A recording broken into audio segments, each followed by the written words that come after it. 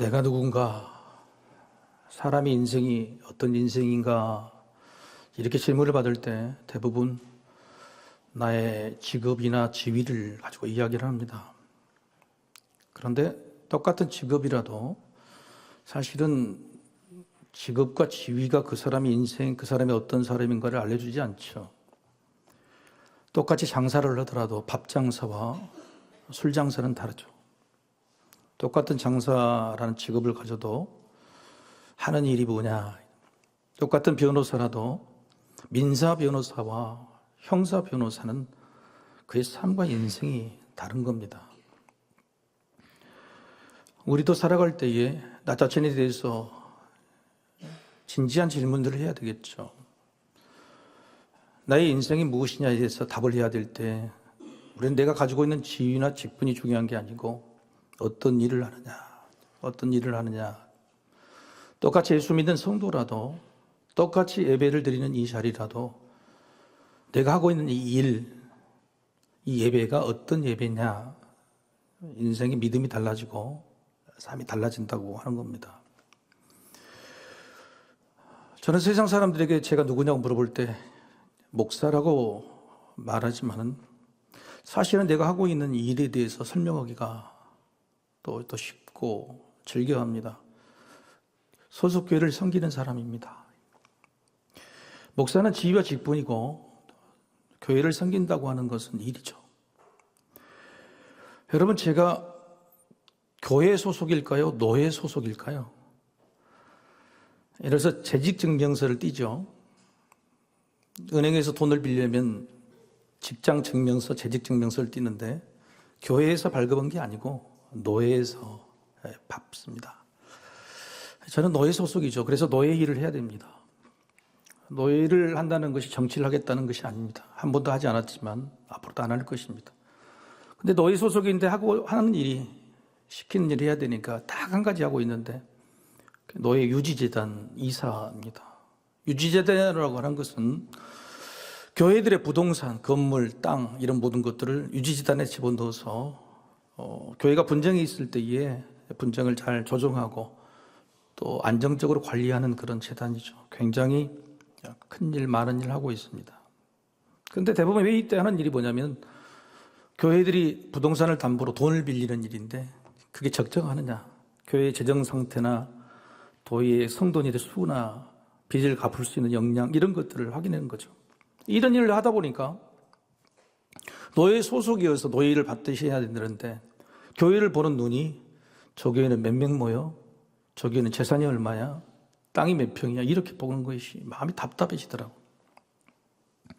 우리 교회도 지금 예산과 결산이죠. 세상 사람들도 너희 교회는 어떤 교회냐에 대해서 여러분 심각하게 생각하신 분도 계십니다. 연말만 되면 내가 이 교회를 다녀야 될 것이냐 말아야 될 것이냐, 우리 교회가 정말로 좋은 교회로 가야 돼. 그게 바로 예산과 결산, 연말 연시에 새로 계획을 세우는 일들이죠. 여러분은 교회의 건전성과 튼튼함을 뭘로 평가하고 계십니까? 우리 교회가 괜찮다, 좋다, 그걸 뭘로 평가하고 뭘로 자부하고 계시냐는 거죠. 교회라고 하는 개념을 알아야 돼요. 교회가 먼저냐 뭐냐. 교회라는 개념 이전에 먼저 성전이라는 개념이 있었죠.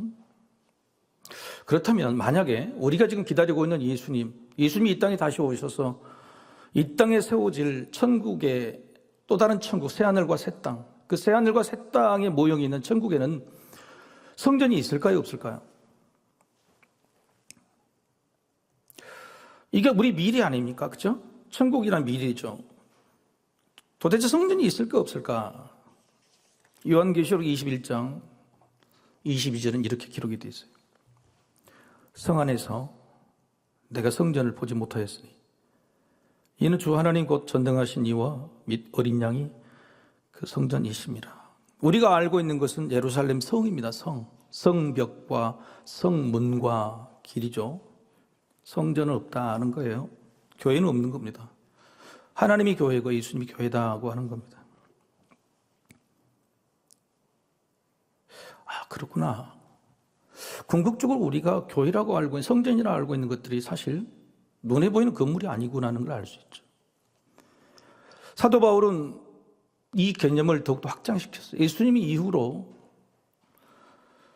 눈에 보이는 성전 개념, 눈에 보이는 교회 개념 없어졌다는 사실을 사도 바울은 이렇게까지 확장을 시킵니다. 고린도전서 3장 16절 17절이죠.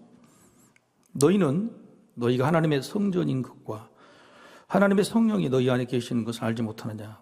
누구든지 하나님의 성전을 더럽히면 하나님이 그 사람을 멸하시리라. 하나님의 성전은 거룩하니 너희도 그러하니라. 예수 그리스도를 믿어서 예수님이 내 안에 주님이 되시고 성령님이 내 안에 들어오시면 성전이 내 자신이라고 하는 겁니다. 내 자신이 성전이다라고 개념이 확장이 되어 있어요. 원래 그럼 성전이라는 의미가 뭘까? 다윗이 하나님의 집을 만들어 드린다고 그랬습니다. 성전이라는 개념이 없을 때 그때는 회막이고 성막이었죠. 하나님의 집을 내가 건설하겠다고 하니 하나님께서 원하시지 않으셨어요. 그리고 솔로몬 아들을 통해서 성전을 건축하시고 그때 하신 성전의 용도가 뭐냐면 내가 거기 거하고 거기에서 너희를 만나겠다. 성전의 개념은 원래 개념, 하나님이 원하시는 것은 내가 거기서 만나겠다고 하는 겁니다. 성전을 지은다고 그럴 때 하나님이 굉장히 꾼용하세요. 내가 너희한테 집 지어달라고 하더냐. 내가 언제 너희한테 집 지어달라고 하냐. 내가 집 없으니까 막 외롭고 힘들고 헐벗고 굶주린 것처럼 보이더냐. 그렇게 말씀하신 거죠. 그래서 성전은 뭐냐면 내가 그곳에서 너희를 만나는 것이다. 그래서 성전의 개념은 뭐냐면은 하나님을 만나는 곳이. 그래서 성전 안에 성소와 지성소가 있어서 하나님을 만나는 곳일 뿐이에요. 예수님이 이 땅에 오셔서 죄로 인해 하나님을 만날 수 없는 우리들을 하나님 만날 수 있는 길을 열어주셨어요. 이렇게 말씀하시죠. 요한복음 4장 23절에서 24절이죠. 아버지께 참되게 예배하는 자들은 영과 진리로 예배할 때가 오나니 곧 이때라. 아버지께서는 자기에게 이렇게 예배하는 자들을 찾으시느니라. 하나님의 영이시니 예배하는 자가 영과 진리로 예배할지니라. 여러분 이제 이쯤에서는 신령과 진정으로 예배할지니라 이제 그만하십시오. 신령과 진정이란 말이 잘못된 해석이어서 영과 진리로 바뀐 거예요. 신령과 진정의 예배는 뭐냐? 거룩하고 복된 예배 이런 뜻이 아닌 겁니다. 여기서 영은 뭐냐면 성령님이에요. 사도 바울이 말하는 거예요. 성령님이 네 안에 있으면 네가 성전이지. 하나님 만날 수 있다. 성전은 하나님을 만나는 곳이니까. 진리는 뭐냐? 예수님이세요. 그래서 예수님 하신 말씀이 장소가 있어서 그리심산이나 어떤 성전에서 하나님을 만나는 게 아니고 네 안에 성령님과 예수님이 있으면 하나님을 어디든지 만날 수 있다고 하는 겁니다. 그럼 반대로 교회에 와서 하나님을 만나러 온 우리에게 우리 안에 성령님과 예수님이 없다면은 하나님 만나지 못하는 그 예배가 아닌 거죠.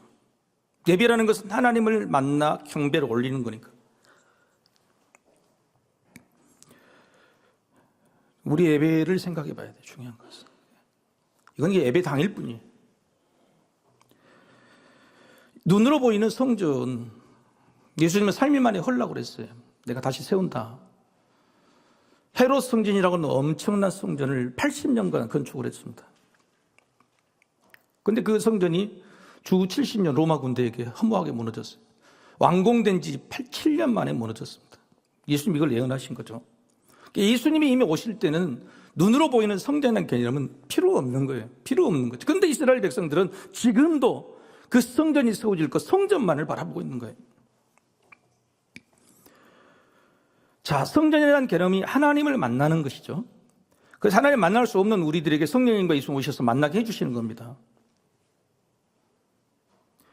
그렇다면 하나님을 만나는 것으로서의 성전의 영적인 개념은 언제 끝난 거냐? 오늘 본문에서 그게 내용이 나와요. 예수님이 이 땅에 오시기 수백 년 전에 아모스 선지자를 통해서 5가지 환상, 예언을 보여주세요. 첫 번째는 메뚜기 환상, 두 번째는 불 환상, 세 번째는 다림줄 환상, 네 번째는 여름 과일 환상이 전부 다 이스라엘 백성들이 하나님께 제사를 드리고 만나러 왔지만 하나님 한 번도 만날 생각을 없이 만나지도 못하고 만났다고 생각하고 돌아가는 저들에게 내가 벌을 주겠다고 하시는 거죠. 그런데 5번째 환상이 뭐였냐면 바로 제단과 성전이 무너지는 환상이 예언이었어요. 제단과 성전. 이 말은 무슨 말이냐? 내가 이제는 너희와 만나지 않겠다고 하는 선포예요. 그래서 하나님과 하나님의 자녀가 만나는 영적인 개념으로서의 성전 개념은 바로 이때 끝난 겁니다. 만날 수 없게 된 것을 예수님 오셔서 만날 수 있게 된 거예요. 오늘 우리가 교회에 온 것은요, 교회 당에 온 것뿐이에요. 예배당 건물이 노후돼서 여기저기 줄줄 세고 그러는데, 여러분 그래도 우리가 이런 예배당, 교회당, 하나님을 만난 예배의 개념이 뭔지를 알면 우리가 그런 것에 불편해할 이유가 없는 겁니다. 우리는 건물로 오는 것이 아니라 하나님을 만나러 오는 것이기 때문에 그렇습니다. 그렇다면 조금 이상합니다. 성령님과 예수님이 내 안에 계시면 내가 왜 굳이 교회에 나와야 되나요? 그렇죠? 성령님과 예수님이 내 안에 계시면 어디든지 하나님을 만날 수 있으니까 내가 있는 그곳에 예배 드리면 되는 거지. 왜 굳이 예배당으로 나와야 되나? 왜 수고와 열심을 내느냐? 초대 교회에 왜 안식일에 하나님을 만나는 날짜가 주일로 변화됐냐? 많은 사람들이 자연스럽게 안식일에서 주일로 변화됐어요. 그러니까 안식일에 하나님을 만나는 것과 주일이라는 주일에 하나님을 만난 것이 다르다고 하는 겁니다. 그것이 훨씬 중요한 의미로 바뀌었다는 거예요. 주일이 어때서 주일이 됐죠? 예수님께 죽으셨다가 3일 만에 부활하시는 날이 주일이 됐어요. 그러니까 세상 사람들, 예수를 믿고 난 사람들이 만나려고 하는 하나님은 우리에게 쉼을 주신 하나님이 아니라 어떤 하나님이에요? 살리신 하나님이에요. 부활하신 하나님을 만나고 싶어. 부활하신 예수님을 만나고 싶은 거예요. 그 말은 무슨 말이냐? 우리가 쉬려고 교회에 나온 게 아니고 다시 살려고, 다시 살아나려고 교회에 나온 것이다 하는 거예요. 같이 한번 읽어볼까요? 자, 시작. 부활의 감격과 기쁜 마음이 아니라 부활의 능력이 우리의 것이 되기 위해서입니다. 하나님을 만나는 게 중요한 예배인데 하나님을 왜 만나야 되느냐? 주일에 왜 우리가 만나는 것으로 바뀌었느냐? 부활의 능력이 내 능력이 되는 거예요. 부활의 주님을 만나려고 하는 거예요. 그래서 그 부활의 주님의 부활이 나의 부활이 되는 거예요. 주일에 와서 하나님을 만나면, 주님을 만나면 죽었다가 다시 살고, 아프다가 다시 살고, 힘들다가 다시 살고, 우울하다가 다시 살고, 미워하다가도 다시 살고, 포기하다가도 다시 살아나는 것. 그렇게 다시 새롭게 부활하고 살아나는 것, 그걸 위해서 우리가 이날 주일날 하나님을 만나려고 하는 것이죠.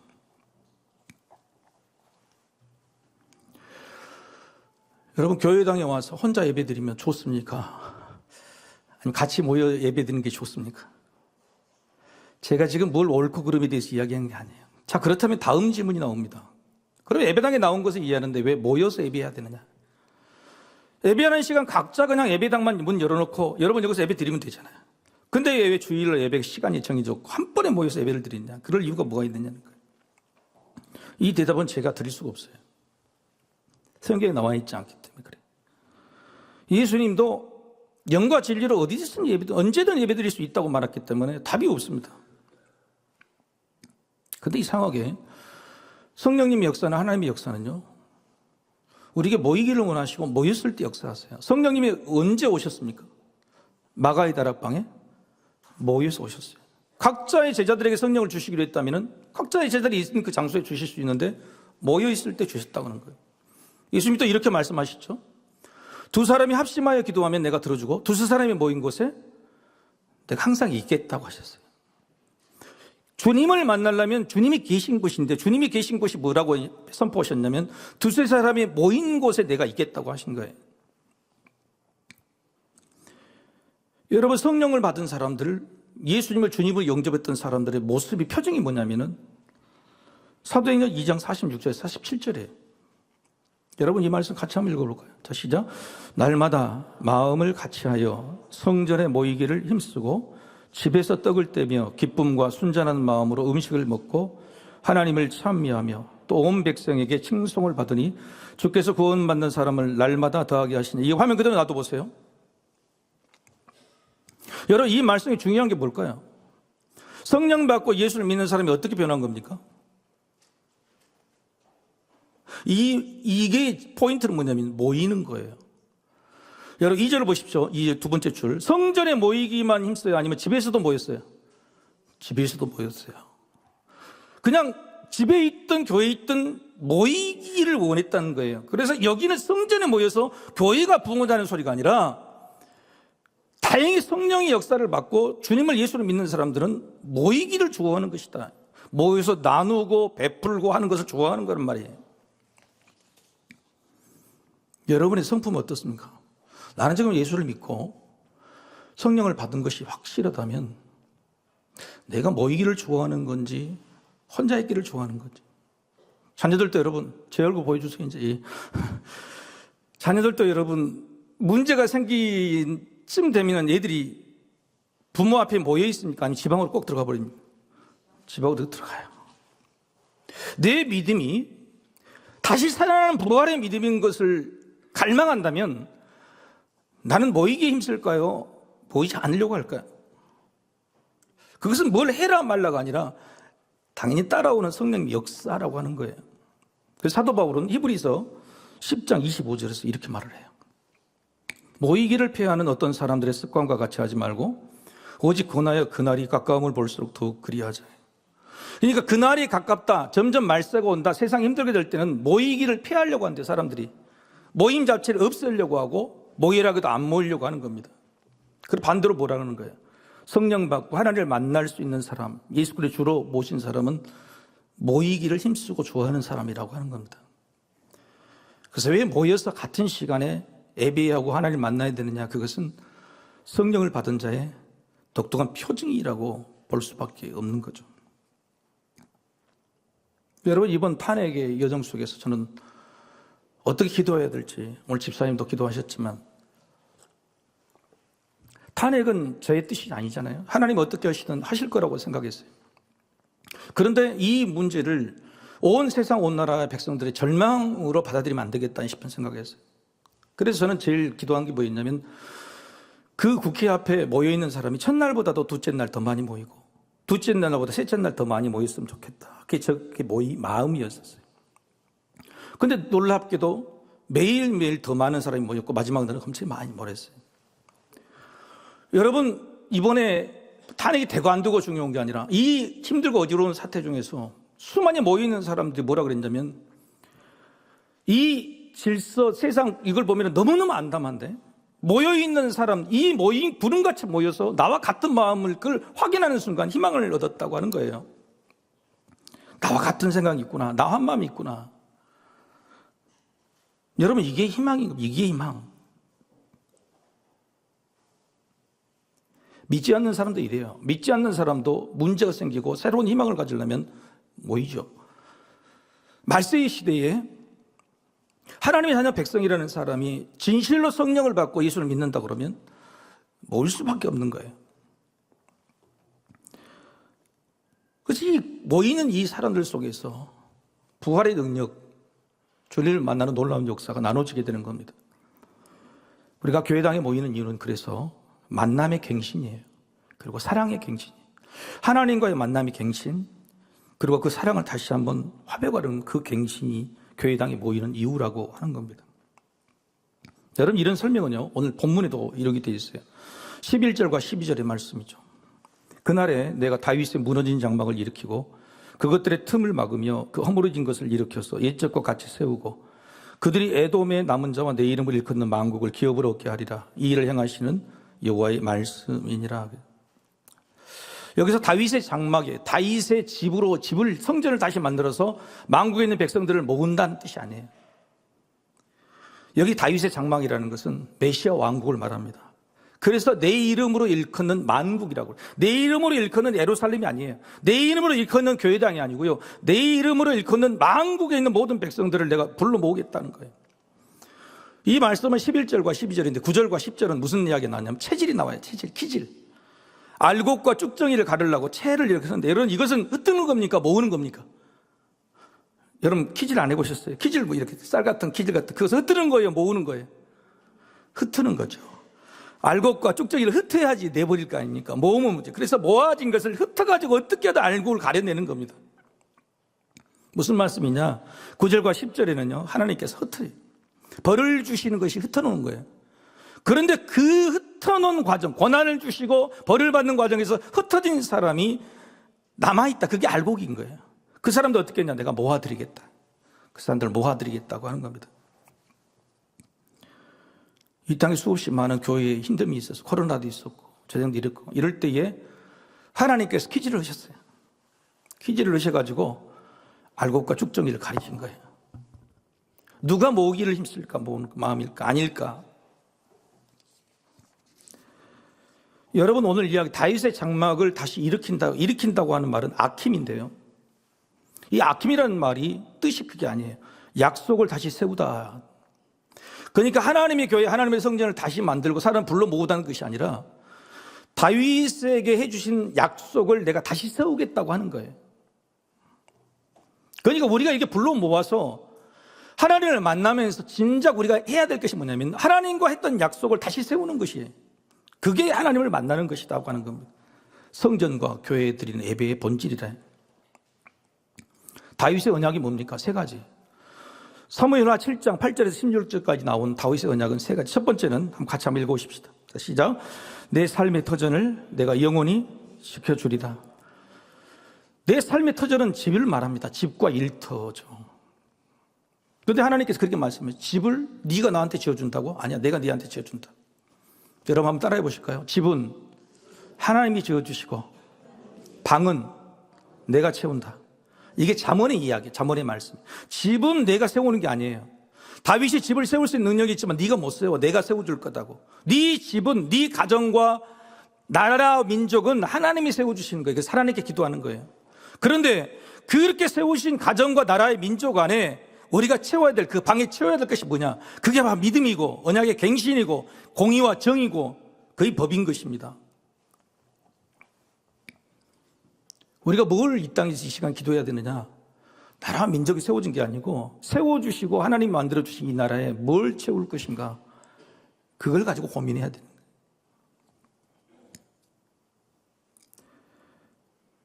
두 번째, 다윗의 언약 두 번째는 내 자녀를 내가 영원히 견고하게 하리라. 그래서 내 자녀는 자녀들과 손을 말합니다.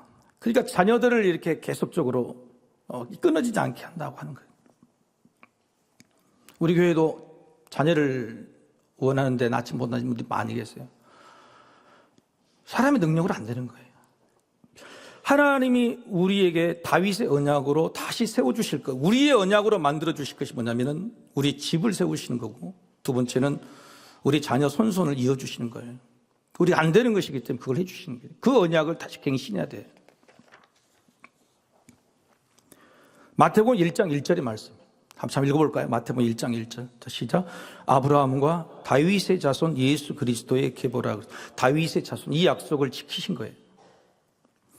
세 번째 다윗의 언약은요, 내 삶의 권위를 내가 영원히 보존하여 주리라. 내 삶의 권위를 영원히. 여러분, 집과 나라를 만들어주고 자녀가 펑펑이 손까지 잘 낳는다고 해도 그 집안이 부끄러운 가문이 되면은 여러분, 그것은 오히려 저주일 겁니다. 이번에 이런 사태를 통해서 전 세계적으로 우리나라에 두 가지가 유명해졌죠. 제가 수요일 날 설교를 했는데 못 들고서 했어요. 수요 예배를 안 들으시군요. 이게 응원봉인데 탄핵봉이죠. 이게 탄핵봉이며 또 한 가지 유명해진 게 뭐죠? 선결제입니다. 선결제. 선결제의 어떻게 처음이라고 본 사람이 그 사람이 쓴 글을 보고 참 감동이 됐어요. 프랑스로 간 한국 여인인데 거기서 프랑스 남자를 만나 사는데 이분이 왜 선결제를 하게 됐냐? 500만 원, 300만 원 해서 거기 데모하고 있는 사람, 모인 사람이 커피나 김밥을 그냥 무료로 먹을 수 있는 것, 선결제잖아요. 자기 어머니가 광주 사태 때 계엄군이었대요. 그런데 그 어머니가 계엄군 다음부터 평생을 미안하게 살았대요. 미안하다, 내가 잘못 살았다. 그 이야기를 듣고서 계엄군에 있는 딸이 어머니의 그 아픔과 죄송함을 씻고자 자기가 그 선결제를 하게 됐다고 하는 거예요.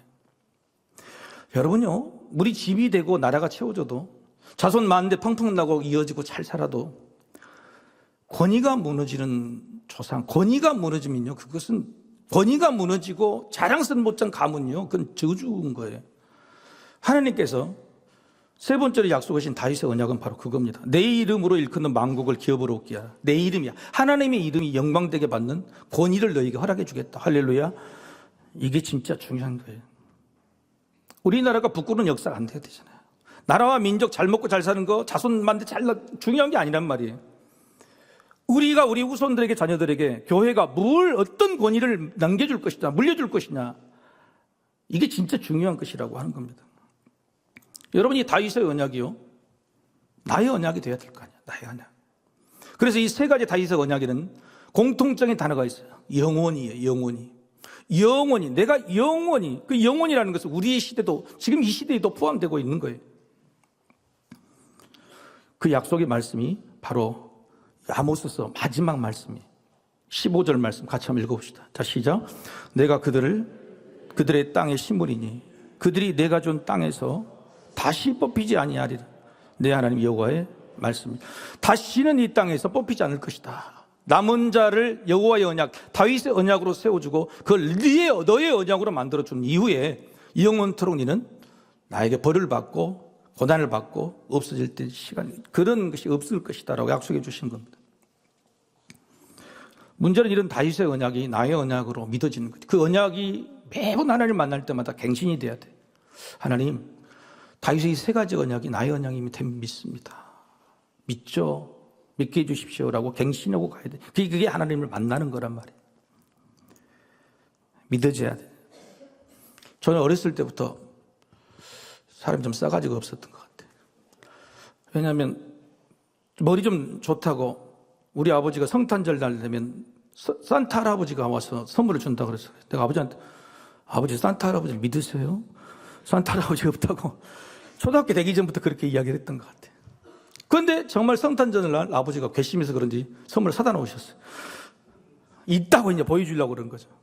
그런데 저는 이게 내가 받아야 되는 선물이 아닌지를 모르겠더라고. 여러분, 분명히 우리 아버지가 나에게 선물을 준다고 약속했는데 한 달 동안 난 안 믿었어요. 그 한 달 동안 내 마음이 기쁨이나 기대감이 있습니까, 없습니까? 근데 막상 선물을 받을 때도 내 것인지 아닌지 모르고 그런 거예요. 분명히 그것은 약속으로 이루어지고 약속이 이루어질 게 분명한데 그걸 믿지 못하면 그 약속이 내 것이 아닌 거예요. 한 달 동안은 많이 흡수하고 막상 받아도 헷갈리는 거예요.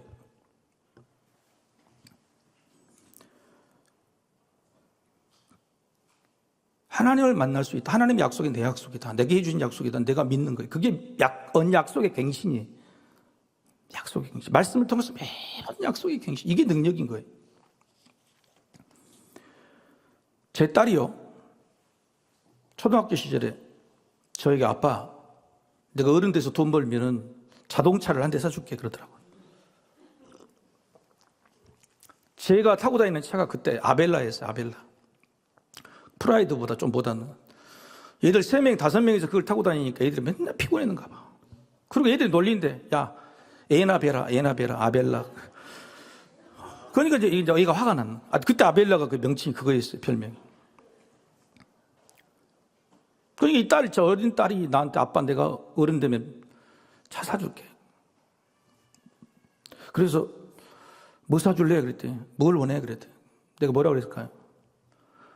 람보르기니를 사주라고 그랬어요. 람보르기니.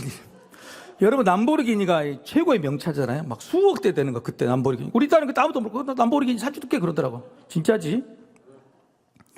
중학교 정도 되니까, 야, 람보르기니 사줄 거지? 그랬더니 말을 안 하더라고. 그래도 거기는 끄떡이에요. 고등학교 때도 내가 물어봤어요. 너 람보르기니 사줄 거지? 대학교 들어가도 람보르기니 사줄 거지? 엊그저께 맞아. 너 람보르기니 어떻게 됐냐? 이야기했습니다. 여러분, 제가 람보르기니가 좋아서 그러겠어요? 아버지를 생각해. 아버지 차 좀 바꾸면 안 돼라고 말하는 게 아니라 아빠 내가 사줄게 라고 말하는 그 어린 딸의 사랑을 람보르기니라는 약속을 떠올리면서 다시 되살려보는 거예요. 그 힘든 시절, 정말 힘들었던 그 시절, 너무너무 즐거웠던 행복했던 그 이야기, 람보르기니를 꺼내면서 연약을 경신하면서 다시 한번 내가 살아갈 힘을 얻고 행복해지는 거예요.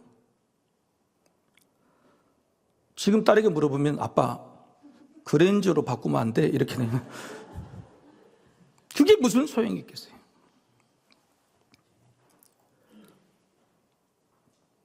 여러분은 어떤 약속을 갖고 계십니까? 여러분, 그 약속이 여러분을 살게 하지 않아요? 그런데 그 약속을 매번 되새기는 거예요.